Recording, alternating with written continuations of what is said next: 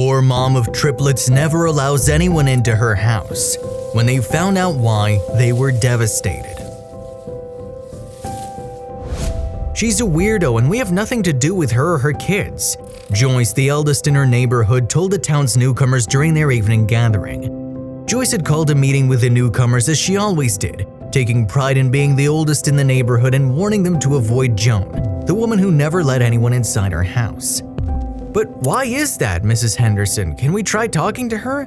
Claire, who had only moved into the neighborhood a few days ago, inquired. She was Joyce's tenant and lived across the street from Joan's. "That's because she's been here for almost 10 years and has never interacted with any of us, lady," the elderly woman grumbled, sipping her tea. "I'm sure there's something wrong with her. If you want to stay in my house, I'm warning you to stay away from her." "But Mrs. Henderson," Claire said thoughtfully, "she's a poor mother with 3 children. I think we should ask her once if she needs help. I'm sure it's not easy for her." "What? No, not at all," the elderly lady snapped.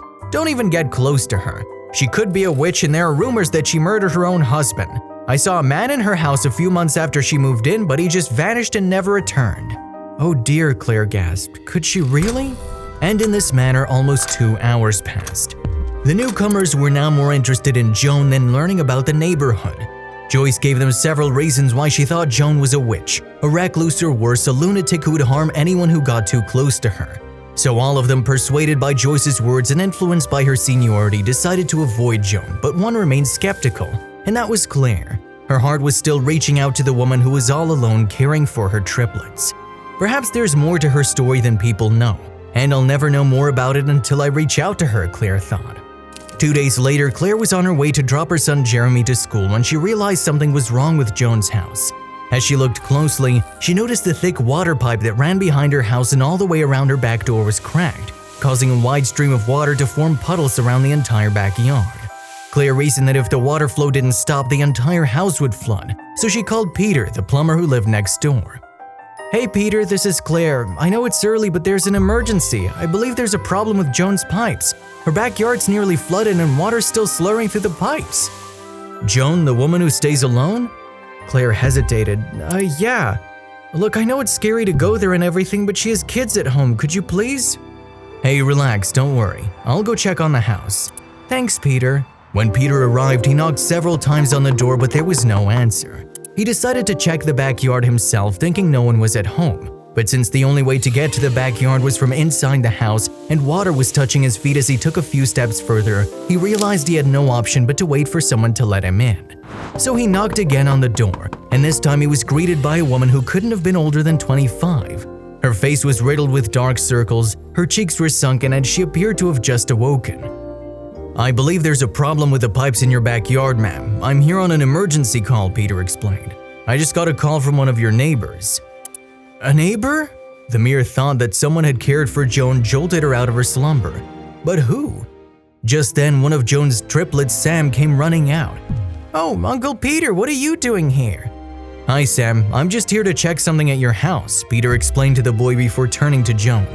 "Could you please show the way to the backyard?" Joan, who was exhausted from working a night shift the day before, had no idea who could have called Peter. Nevertheless, she allowed him inside.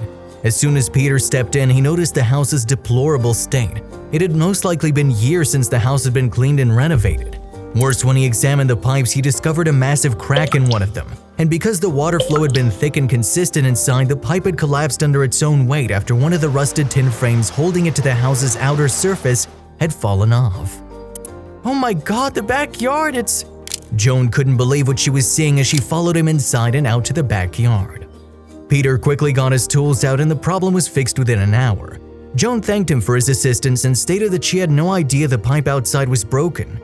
"I was dozing off because I was tired. I work at a nearby diner," she explained, offering Peter a cup of tea and some cookies. "I'm guessing the children didn't hear anything because they were busy watching TV inside their room. By the way," she said, pausing, "I see Sam, it appears you met him before." Peter cracked a grin. "I have indeed. In fact, I've also met Kevin and Thomas. I ran into them a few days ago on my way home from work while they were rescuing a cat from a tree. I must say your boys are adorable." "Oh," Joan mumbled. "Who called you though? I'm just surprised because no one has ever visited my home. They all think…" "It was Claire. She lives on the opposite side of the street from you." "Do you mind if I ask why you've never met any of us? I know it's none of my business, but these neighbors have some pretty crazy stories about you." "Honestly," Joan said, her eyes welling up as she told her story, "I can't say I blame them. I was afraid to let anyone in. It's because it's difficult for me to trust anyone. I was only 16 when I became pregnant. I was an orphan who was raised in an orphanage. After I left the orphanage, I met Harold. We were in love and everything was going well, but when he found out I was having triplets, he changed his mind. He used to beat me and force me to have an abortion, so I ditched him and came here. But he soon found out I was here and returned, claiming to have changed. I needed emotional support and trusted him, but I was a fool. He robbed me of all my savings and ran away, and I was alone again. It's been difficult to trust people since then, so I never let them in." In that case, you shouldn't hide and allow your neighbors to take advantage of you by fabricating crappy stories. If you don't want to interact with anyone, that's fine, but you have to tell them you're not some insane woman. After Peter left, Joan gave his advice a thought. Maybe he was right. She could give it a try. So the next day, Joan paid Claire a visit and thanked her for her assistance. Mrs. Henderson clearly did not want Joan to enter her house, but Claire insisted, and the elderly lady relented. Joan shared her story with them, saying she was terrified of accepting anyone's help. Claire felt sympathy for her, and from that day, she often visited Joan's home to help her out with cleaning and looking after her triplets. Peter became a frequent visitor as he frequently came out to hang out with the kids, and over time, Peter and Joan fell in love. The neighbors gradually stopped believing the ridiculous stories about Joan, and when she married Peter, they all attended their wedding. If you liked the video, please give it a thumbs up and consider sharing it with someone who may find it interesting. Thanks for watching, and I'll see you in the next video.